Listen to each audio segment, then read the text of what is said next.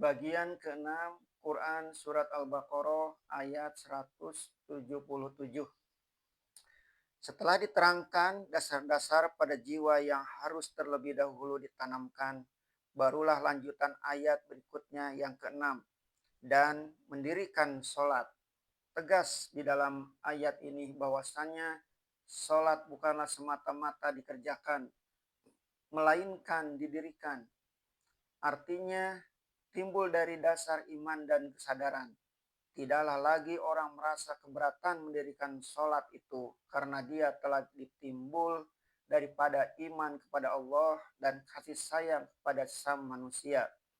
Tidak lagi sholat karena semata-mata menghadap muka atau beralih paling ke pihak timur atau ke pihak barat. Tidak lagi sholat karena turut-turutan atau tunggang-tunggik ke atas ke bawah, berdiri, sujud, duduk, dan sebagainya. Padahal kosong dari iman. Niscaya sholatnya itu menghadap kiblat.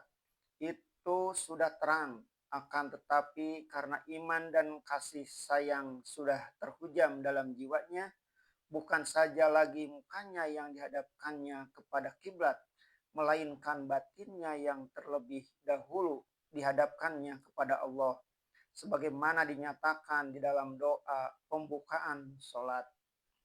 Wajjahtu wajhiya lilladzi fataras samawati wal ardo hanifan muslima wa ma ana minal musyrikin. Aku hadapkan wajahku kepada Dia yang menciptakan semua langit dan bumi, muka yang lurus lagi menyerah, dan tidaklah aku termasuk orang-orang yang mempersekutukan yang lain dengan Allah. Disinilah baru berarti sholat yang dia kerjakan. Sholat yang hidup bukan sholat yang mati. Sholat yang husu bukan sholat yang hanya kulit perbuatan. Seorang pujangga Islam, Syekh Mustafa Al-Gholayini berkata, suatu amal hendaklah dengan ikhlas, sebab ikhlas adalah jiwa amal. Amal yang tidak disertai ikhlas adalah laksana bangkai, ada kerangkanya tetapi tidak ada nyawanya. Di pangkal ayat sudah disebutkan bahwa memalingkan muka ke timur ataupun ke barat belumlah bernama kebajikan. Kebajikan ialah apabila jiwa terlebih dahulu diisi dengan iman, dibuktikan dengan kasih sayang kepada manusia, dan dengan demikian timbullah sholat. Ini karena sholat hendaklah timbul dari iman dan cinta kasih. Kemudian datanglah lanjutan ayat ke-7 dan mengeluarkan zakat. Jaranglah terpisah di antara mendirikan sholat dan mengeluarkan zakat. Terlebih banyak kita bertemu dengan ayat yang kembar itu, sholat dan zakat.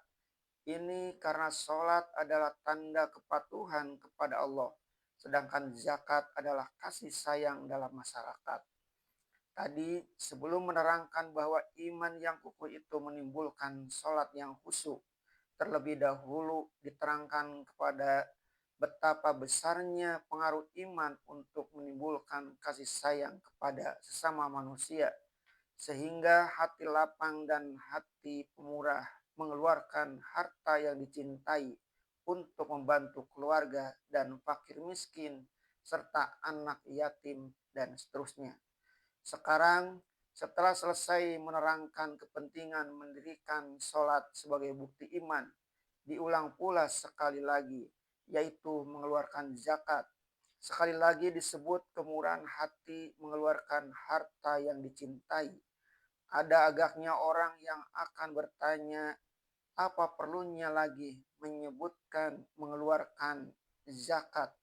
Padahal tadi di atas sudah dijelaskan bahwa alamat kebajikan ialah kemurahan hati mengeluarkan harta yang dicintai.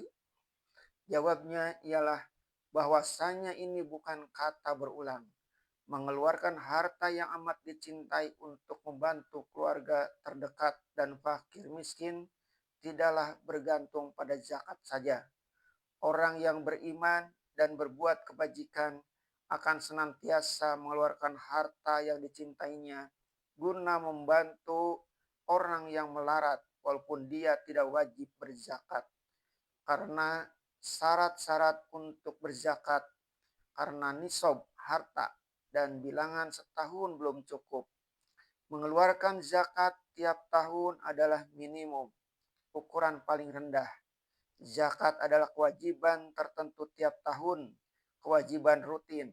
Akan tetapi banyak lagi pintu lain di luar zakat yang timbul dari hati yang dermawan. Ada sedekah tatawu, sedekah sukarela yang tidak wajib menurut hukum fikih, tetapi wajib menurut perasaan halus budiman.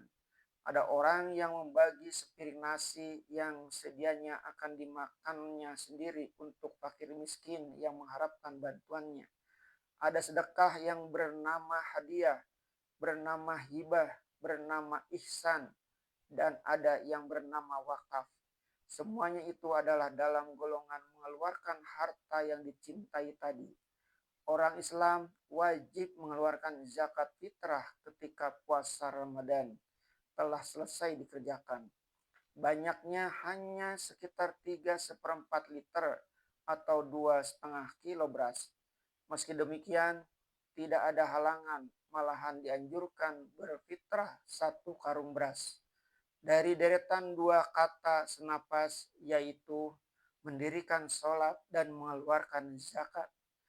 Kita telah dapat intisari dari ayat ini. Di pangkal ayat dikatakan bahwa semata-mata memalingkan muka ke timur ataupun ke barat.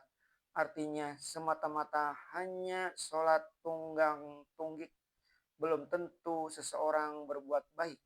Dengan datangnya lanjutan ayat menyebut mendirikan sholat, sekali lagi menjadi jelas bahwa sholat tetap wajib. Khususnya sholat 5 waktu sebagai hasil dari iman. Kalau iman telah mendalam dengan sendirinya, orang tidak merasa puas hanya dengan sholat 5 waktu. Orang pun hendak mengiringinya dengan sholat nawafil, sholat sunnah, dan dengan datangnya kata mengeluarkan zakat, ternyata pula bahwasanya mengeluarkan zakat yang dicintai dengan sukarela belumlah cukup. Hendaklah dia dipandang sebagai kewajiban yang berdosa kalau tidak dikeluarkan. Kalau tidak akan sanggup mengeluarkan banyak, tetapi sekedar yang wajib karena nisabnya dan tahunnya, tetaplah sampai hendaklah dikeluarkan.